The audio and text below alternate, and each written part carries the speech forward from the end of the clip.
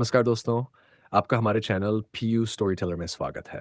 अगर आप हमारे चैनल पर नए हैं, तो चैनल को सब्सक्राइब करना ना भूलें और बेल आइकन को भी ज़रूर दबाएं ताकि हमारी नई कहानियों की अपडेट्स आप तक सबसे पहले पहुंचें।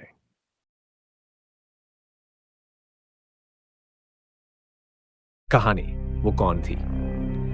ये कहानी एक छोटे से गांव की है जहां लोग बहुत सीधे-सादे और धार्मिक थे।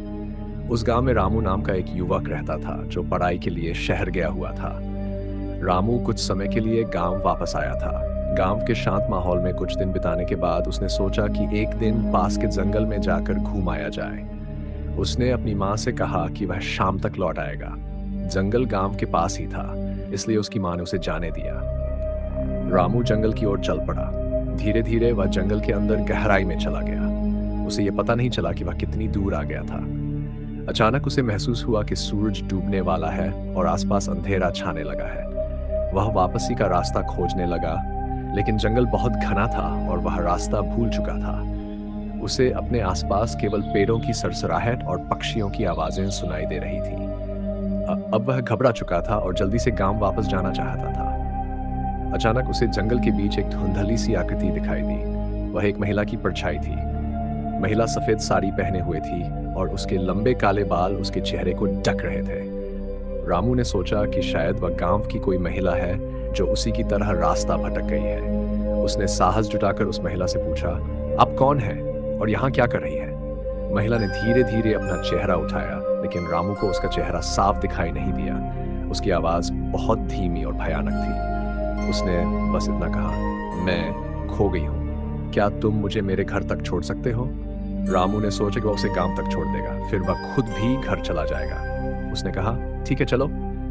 रामू और वह महिला साथ साथ चलने लगे। चलते चलते रामू को एहसास हुआ कि जंगल में अब पूरी तरह अंधेरा हो चुका है। केवल चांद की हल्की रोशनी से ही रास्ता दिखाई दे रहा था। चलते चलते रामू ने महसूस किया कि उसके चारों ओर हवा में अजीब सी ठंडक बढ़ती जा रही है। कुछ समय बाद रामू ने देखा कि वह महिला बहुत धीरे धीरे चल रही है।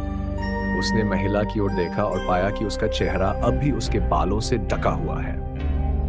रामू ने सोचा कि उसे थोड़ी मदद की जरूरत होगी, इसलिए उसने उसका हाथ पकड़ने की कोशिश की। लेकिन जैसे ही उसने उसका हाथ पकड़ा, उसे महसूस हुआ कि महिला का हाथ बर्फ जैसा ठंडा था। रामू के शरीर में सिहरन दौड़ गई। उसने जल्दी से अपना हाथ वापस खींच लिया और महिला से पूछा, आपका घर कहाँ है? हमें जल्दी वहां पहुंचना चाहिए।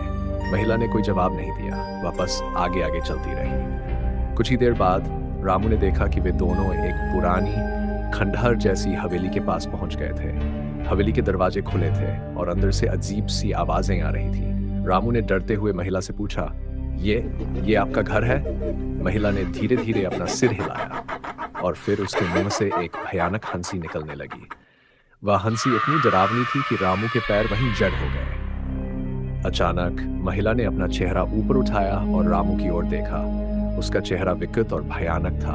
उसकी आंखें लाल और चमकदार थीं और उसके मुंह से खून टपक रहा था। रामू चीखते हुए पीछे की ओर भागा, लेकिन उसके पैर कांप रहे थे और वह तेजी से भाग नहीं पा रहा था। उस महिला की हंसी उसके कानों में गूंज रही थी और वह रामू के पीछे पीछे हवेली से बाहर निकल आई। रामू ने पूरी ताकत लगाई और जितनी जल्दी हो सके वहां से भाग निकला। वह भागता हुआ गांव के किनारे पहुंचा और बेहोश होकर गिर पड़ा। गांव के कुछ लोग उसे इस हालत में देखकर हैरान रह गए। उन्होंने उसे उठाकर उसके घर पहुंचाया। जब रामू को होश आया तो उसने अपनी मां को सारी घटना बताई। उसकी मां ने उसे बताया कि वह हवेली वर्षों से वीरान पड़ी है और कहते हैं कि वहां एक महिला की आत्मा भटकती है, जिसे गांव वालों ने कभी नहीं देखा, लेकिन उसकी कहानियां सुनाई देती है। उस महिला की आत्मा वहां इसलिए भटक रही थी क्योंकि उसे किसी ने धोखे से मार दिया था और तब से वह हर राहगीर से मदद मांगती है, लेकिन जो उसकी मदद करने की कोशिश करता है वह कभी वापस नहीं लौटता। रामू ने कांपते हुए कहा, लेकिन वो कौन थी? उसकी मां ने उसे शांत किया और कहा, वह एक आत्मा थी जिसने अपना जीवन खो दिया था, लेकिन शांति कभी नहीं पा सकी। वह अब भी अपने घर की तलाश में भटक रही है, लेकिन उसे घर कभी नहीं मिलेगा। रामू ने अपनी मां की बातों को ध्यान से सुना और ठान लिया कि अब वह कभी उस जंगल की ओर नहीं जाएगा।